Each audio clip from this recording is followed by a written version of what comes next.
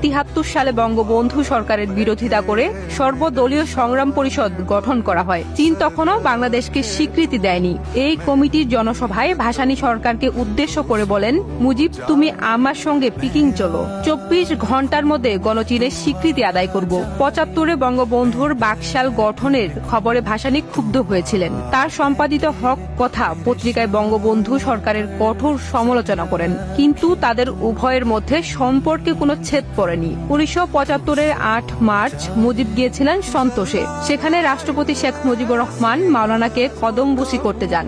মাওলানা তাকে বুকে জড়িয়ে ধরেন, যেন দুই পরমাত্মীয়র পূর্ণমিলন। 12 আগস্ট ভাসানী শেখ মুজিবকে একটি চিঠি পাঠিয়েছিলেন। লিখেছিলেন, প্রিয় মুজিব, আমি রাতে 1 মিনিটও ঘুমাইতে পারিনি। চক্ষু বুঝিলেই দেখিতে পাই তোমার মৃতদেহ বহন করিয়া লইয়া যাইতেছে। তোমার চারদিকে দুর্নীতির পাহাড় গড়িয়া উঠিয়াছে। তাই সাবধান হও, সাবধান হও, সাবধান হও। সাবধান হও কথাটি 3 বার ছিল। চিঠিতে ভাসানী মুজিবকে শীঘ্রই সন্তোষে এসে দেখা করতে অনুরোধ জানিয়েছিলেন।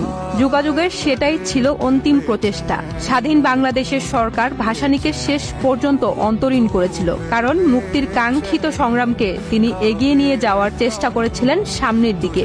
সপরিবারে শেখ মুজিবকে হত্যার সেই অতি নির্মম ঘটনা যখন ঘটে, ভাসানী তখন সন্তোষে গৃহবন্দী অবস্থায়। রেডিওতে খবরটি শুনে তার চোখ দিয়ে অবিরাম অশ্রুধারা নেমেছিলেন বলে জানিয়েছিলেন একজন প্রত্যক্ষদর্শী। অশ্রুসিক্ত মাওলানা বলেছিলেন, সব শেষ হয়ে গেল।